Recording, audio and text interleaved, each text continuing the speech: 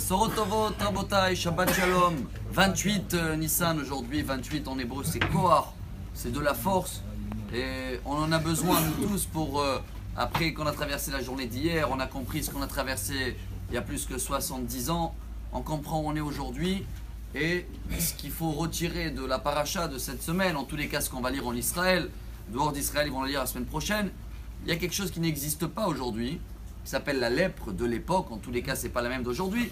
Comme vous le savez très bien, chacun qui parlait de la Shonara, ou plusieurs péchés qui sont dans la liste, mais la Gemara elle dit Ba'avon negaim, Ba'avon la Shonara negaim ba'im ala Adam. Sur tout ce qui est la lèpre, tout ce qui est la Shonara, la lèpre, qu'est-ce qu'elle fait? C'est ça le grand chidouche du Ben Ishraï. Il faut tout se raser, enlever tous les cheveux qui existent sur le corps.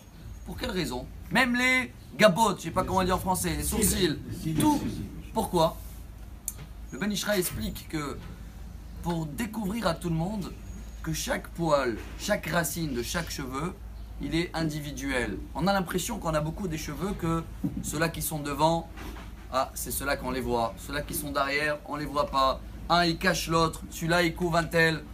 Et justement, le Hafetz Chaim raconte qu'une fois, il y a quelqu'un qui a perdu son cheval. Il est venu en pleurant. Monsieur le rabbin, je ne connais rien, ni le mat, j'ai perdu le cheval, j'ai plus de parnassa. Hafetz Chaim, il a dit, tu as raison. Il faut que tu pleures, justement. Il faut que tu pleures, pas parce que ton cheval, il est mort. Il faut que tu pleures parce que tu crois que c'est le cheval qui te nourrit. Tu crois qu'il manque des histoires, je ne sais pas si c'était le même, mais quelques mois plus tard, il a gagné le loto. On était tous le voir. Comment tu as fait de gagner à l'époque le loto il y a 100 ans en arrière? Il a dit c'est simple, j'ai rêvé les chiffres, j'ai rêvé la nuit 3, 7, 14. On a dit d'accord, mais à l'époque il n'y avait que 2 chiffres. Comment tu as pu rassembler tous les chiffres? Il a dit bah c'est simple, j'ai fait 3 plus 7 plus 14 et tout, et j'ai donné le chiffre et j'ai gagné.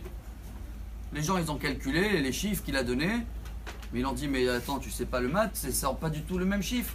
Il a dit heureusement je connais pas le mathématique, sinon j'aurais pas gagné. Qu'est-ce qu'on apprend de là, de la paracha de cette semaine, chers amis? Tout ce qui est la lèpre, ces problèmes, c'est pour comprendre que tout vient d'Hachem. La Gemara elle dit même si on a 2 cheveux, 2 poils qui sortent de la même racine, l'homme devient aveugle.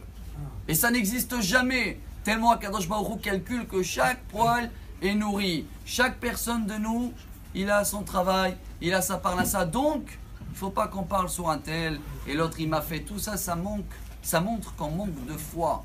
Pour cela, Rabotai, chacun de nous prend de la force, se reforce en ce moment pendant l'époque du Homer. Comme on monte des niveaux, il faut qu'on fasse attention à tout ça. C'est une des raisons pourquoi les élèves de Rabbi Akiva sont décédés en ce moment. Il faut monter des niveaux, il faut comprendre que personne ne peut nous faire du mal. Personne ne peut enlever de la parnassa. On parle de mal sur personne. Et dans ce cas-là, vous allez voir que Bezrat Hashem, très très vite, on va avoir tous la lumière et tous les plaies, ils ne vont plus exister. Bonne journée, Shabbat Shalom.